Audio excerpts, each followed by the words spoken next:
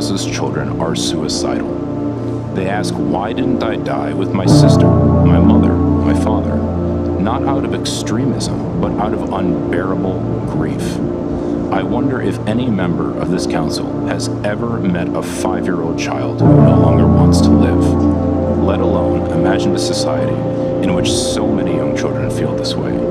And what astonishes me is not that some children in Gaza have lost the will to live, but that any still cling to hope. I know really that the history of the world is always the history of weak people fighting strong people. Of weak people who has a correct case fighting strong people who use their strength to exploit the weak. Turn to the fighting that's been going on in Jordan in the recent weeks. It's your organization that's been one side of the fight. What has it achieved? One thing, that we have a case to fight for. That's very much. These people, the Palestinian people, prefer to die standing than to lose its case.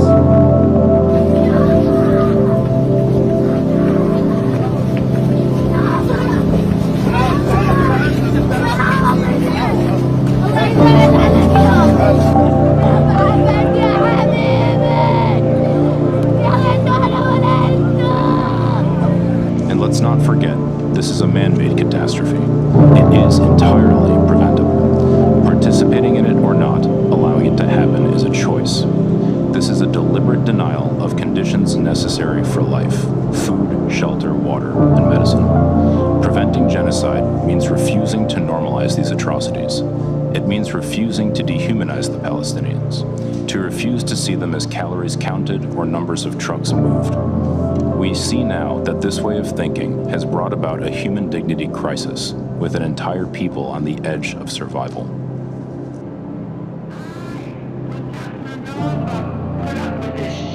I have been beaten.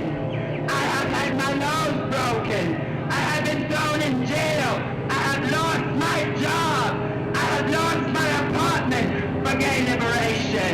And you all treat me this way? What the fuck's wrong with you all? Think about that. I do not believe in revolution, but you all do. I believe in the gay power. I believe in us getting our rights, or else I would not be out there fighting for our rights. That's all I wanted to say to you. There are a lot of kids here. And if we catch you with a homosexual, the rest of your life will be a living hell. And you will be caught. Don't think you won't be caught.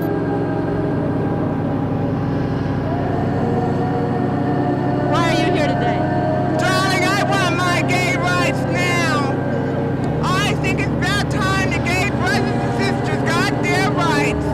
And especially the women. How will this affect you and your job? Darling, I don't have a job. I'm on welfare. I have no intentions of getting a job as long as this country discriminates against homosexuals. There's only homosexuals, bisexuals, and trisexuals, darling. And there's no straight people. Trans and non-binary youth face levels of depression and suicide that are much higher than any other group. More than half of trans youth have seriously considered ending their lives, and according to a study by the American Medical Association, that number decreases by 73% when those kids receive gender-affirming care. The Trump administration is revealing sweeping proposals designed to effectively ban gender-affirming care for minors.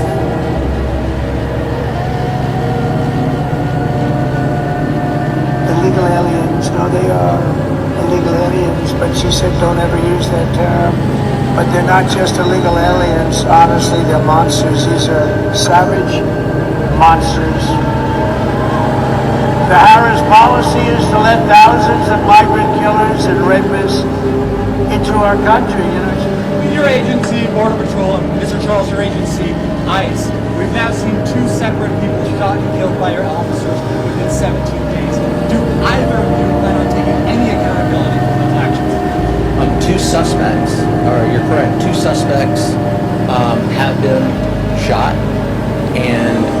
suspects that assault, delay, obstruct, or threaten a law enforcement officer's life. It goes back to the choices that we just talked about. When individuals make poor choices, poor decisions, come into a law enforcement situation,